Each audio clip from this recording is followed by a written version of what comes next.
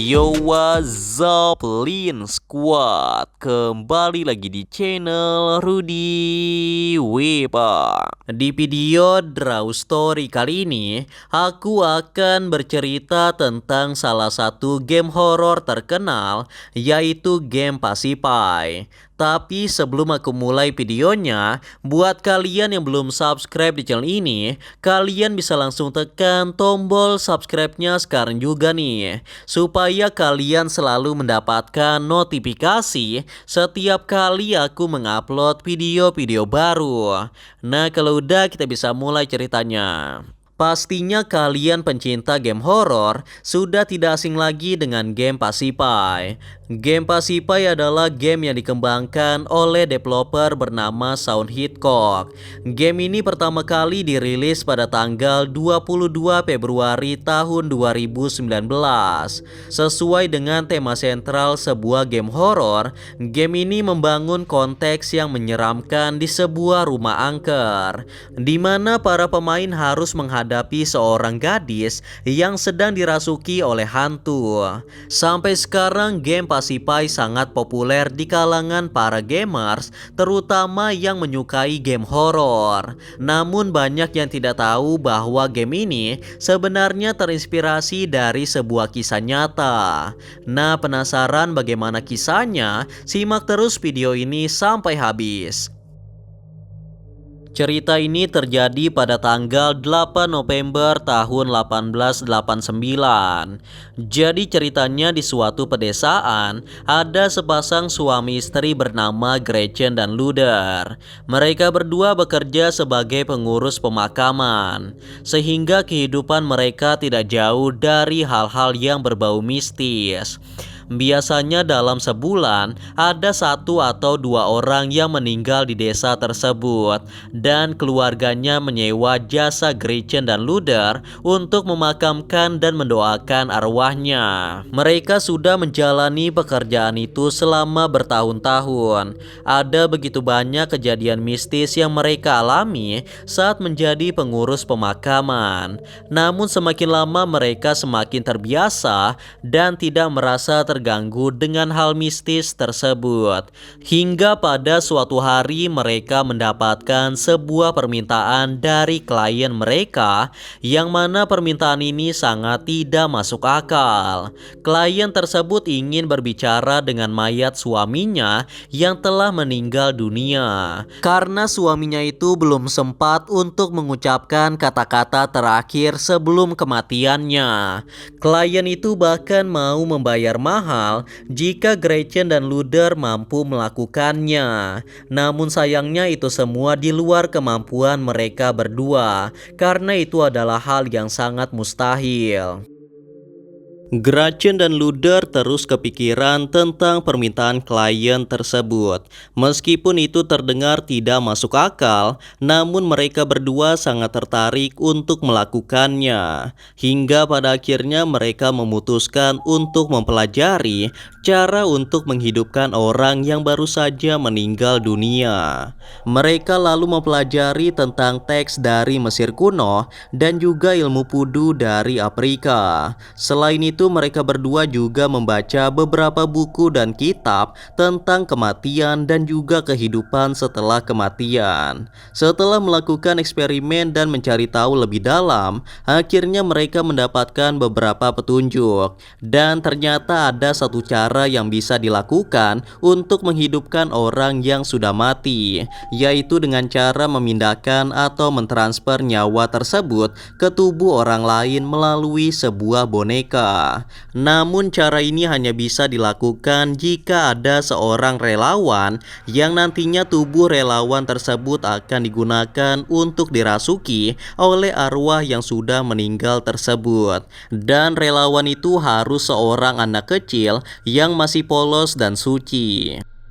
Setelah beberapa tahun menikah, Gretchen dan Luther tidak dikaruniai seorang anak pun, sehingga mereka tidak bisa melakukan ritual tersebut.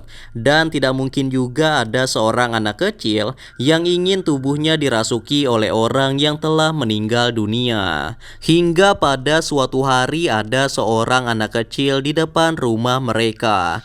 Tidak diketahui siapa orang tua dari anak itu dan dari mana asalnya. Anak itu terlihat sangat pendiam dan tidak banyak bicara. Karena merasa kasihan dengan anak tersebut, Gretchen dan Luther pun memutuskan untuk mengadopsinya, dan mereka menamai anak itu dengan nama Emilia. Anak perempuan itu sangat menyukai boneka, sehingga Gretchen dan Luther memberikan sebuah boneka kepadanya, dan Emilia terlihat sangat menyukainya. Emilia selalu membawa boneka itu kemanapun dia pergi, dan dia selalu terlihat bahagia ketika bermain dengan boneka tersebut. Pada awalnya Emilia ini terlihat sangat normal, seperti anak perempuan biasa. Namun tanpa disadari oleh Gretchen dan Luther, ritual yang mereka lakukan selama ini ternyata dapat membahayakan nyawa mereka semua, termasuk Emilia yang merupakan anak angkat mereka. Singkat cerita, beberapa bulan setelahnya, ada seorang pria yang meninggal dunia, dan keluarga yang ditinggalkan oleh pria itu ingin berbicara dengannya untuk yang terakhir kalinya. Gretchen dan Luther pun menyanggupi permintaan dari kliennya itu, karena mereka sudah memiliki seorang relawan, yaitu Emilia yang merupakan anak angkat mereka sendiri. Emilia yang tidak mengerti apapun dengan polosnya menuruti permintaan orang tua angkatnya. Dalam ritual itu mereka membutuhkan 2 boneka, yang mana boneka itu akan dirasuki oleh arwah Emilia dan boneka satunya lagi akan dirasuki oleh arwah yang sudah mati. Setelah itu boneka tersebut akan ditukar dan kemudian arwah orang yang telah mati tersebut akan masuk ke dalam tubuh Emilia. Setelah menyiapkan beberapa buku mantra, Gretchen kemudian memulai ritual tersebut. Gretchen mulai membaca mantra dan doa dalam bahasa Mesir kuno. Singkat cerita, setelah melakukan beberapa ritual lainnya, akhirnya mereka berhasil memindahkan arwah orang yang mati itu ke tubuh si Emilia. Namun ini hanya bersifat sementara saja, karena 30 menit kemudian arwah itu akan keluar dari tubuh Emilia. Selain itu, orang yang bisa dihidupkan pun adalah orang-orang yang baru saja meninggal dan tidak boleh lebih dari 3 hari. Karena jika sudah lewat 3 hari, maka arwah tersebut sudah berada di akhirat dan tidak akan bisa dipanggil ke dunia lagi. Setelah arwahnya ditransfer ke tubuh Emilia, orang itu bisa langsung melihat dan berbicara. Mungkin hal ini membuat sang arwah yang baru saja meninggal akan merasa sedikit aneh, karena dia merasa seperti hidup kembali. Ada kalanya sang arwah di tubuh Emilia tidak merasa tenang, dan hanya keluarganya saja yang bisa menenangkan sang arwah. Setelah keluarganya selesai berbicara dengan arwah tersebut, maka Gretchen dan Luther akan mentransfer atau memindahkan nyawa mereka berdua ke tubuh mereka masing-masing. Dan pada akhirnya Emilia akan kembali ke tubuhnya dan dia akan kembali normal. Tetapi untuk hal ini pasti selalu tidak berjalan dengan sempurna, karena sang arwah yang dihidupkan tersebut merasa tidak senang jika dikembalikan ke tubuhnya yang sudah meninggal.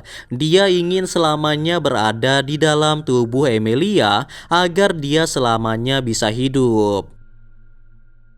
Setelah ritual itu selesai, Emilia terlihat sangat kebingungan dan bertingkah sangat aneh. Namun setelah diberi boneka kesukaannya, Emilia akan terlihat kembali senang dan kembali normal. Setelah eksperimen itu berhasil, orang tua Emilia terus melakukan ritual pembangkitan arwah menggunakan tubuh Emilia. Dan ternyata ritual tersebut membuat Emilia menjadi tidak normal dan sering mengamuk dengan sendirinya. Gretchen dan Luther pun lalu membeli banyak boneka untuk menenangkan jika Emilia menjadi tidak terkendali lagi.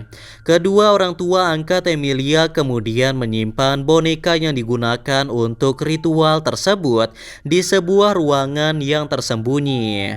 Ruangan itu sudah dikunci dengan sangat baik agar tidak ada yang memainkan boneka tersebut. Hingga pada suatu hari terjadi sesuatu yang tidak diinginkan.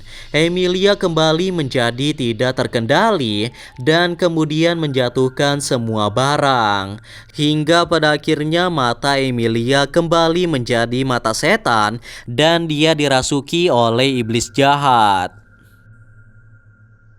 Pada saat itu kebetulan Emilia sedang ditinggal sendirian di rumah, sehingga kedua orang tua angkat Emilia tidak mengetahui bahwa Emilia sedang dirasuki oleh seorang iblis.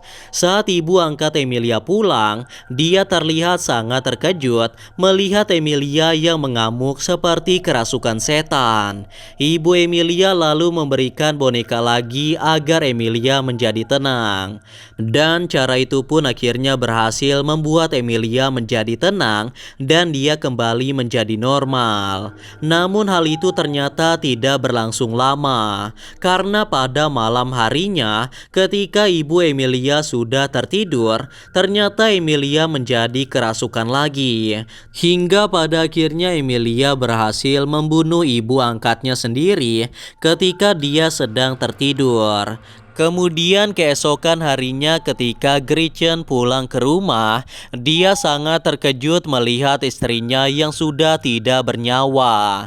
Melihat wajah Emilia yang sangat menyeramkan tersebut, Gretchen pun merasa bahwa dirinya sedang dalam bahaya karena sekarang Emilia menjadi tidak terkendali. Ayah angkat Emilia itu kemudian mengunci semua pintu rumah agar Emilia tidak keluar dari rumah dan membahayakan orang lain.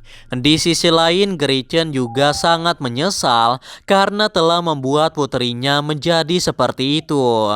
Dan sejak hari itulah ayah Emilia yaitu Gretchen memutuskan untuk berhenti menjadi pengurus pemakaman.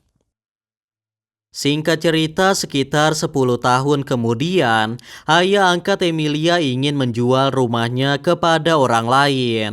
Kemudian pembeli rumah itu mendengarkan cerita tentang rumah tersebut yang katanya sangat angker. Karena ternyata dulunya rumah itu adalah tempat pengelola pemakaman.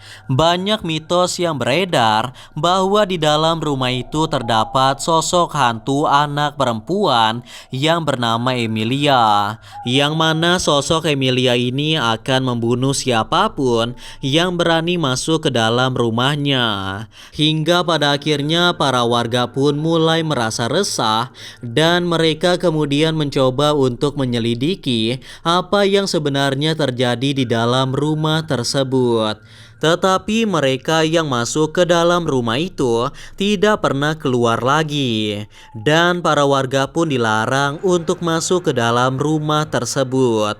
Beberapa anak yang bermain di sekitar rumah itu juga mengaku sering mendengar suara tertawa dari dalam rumah tersebut, dan tidak jarang juga mereka melihat penampakan ada seorang gadis dari jendela yang mengintip mereka, yang mana gadis tersebut tidak lain adalah sosok Emilia. Cerita mistis tentang rumah berhantu itu lalu tersebar luas dan menjadi topik pembicaraan semua orang di daerah tersebut. Mendengar cerita menyeramkan tersebut, pembeli rumah itu kemudian memanggil sebuah grup yang sering menangani hal mistis, yaitu Paranormal Activity Helper. Dan pembeli rumah itu membayar mereka dengan harga yang mahal jika mereka bisa menangkap dan mengeluarkan Emilia dari rumah tersebut. Ayah Emilia juga berpesan kepada mereka semua ketika mereka masuk ke dalam rumah itu, mereka harus membakar semua boneka yang digunakan untuk ritual. Tetapi ruangan tersebut telah terkunci dan mereka harus menemukan kunci tersebut di setiap ruangan. Yang mana di setiap ruangan tersebut memiliki kunci yang saling berkaitan dengan ruangan lainnya. Di dalam gameplaynya sendiri kalian harus mencari boneka dan kemudian membakarnya. Tetapi kalian harus mencari kuncinya terlebih dahulu yang letaknya sangat random dan tidak diketahui ada di mana. Tetapi jangan sampai kalian tertangkap oleh sosok Emilia karena sosok Emilia ini bisa mengutuk kalian menjadi sebuah boneka. Nah, itulah tadi cerita tentang kisah anak perempuan yang bernama Emilia yang merupakan sosok hantu di game Pacify. Dan sekali lagi, percaya atau tidak itu tergantung pada diri kalian masing-masing. Karena video ini hanya bertujuan untuk hiburan semata dan untuk menambah wawasan kita semua tentang cerita-cerita menyeramkan yang ada di seluruh dunia. Anyway guys, kurasa itu saja untuk video Draw Story kali ini. Semoga kalian suka dan juga terhibur. Dan seperti biasa jangan lupa untuk like dan subscribe untuk terus support channel ini. Kalau kalian ingin request untuk cerita Draw Story selanjutnya, kalian bisa aja tulis di kolom komentar. And yeah, thanks for watching guys. Till next time and stay cool. Bye bye.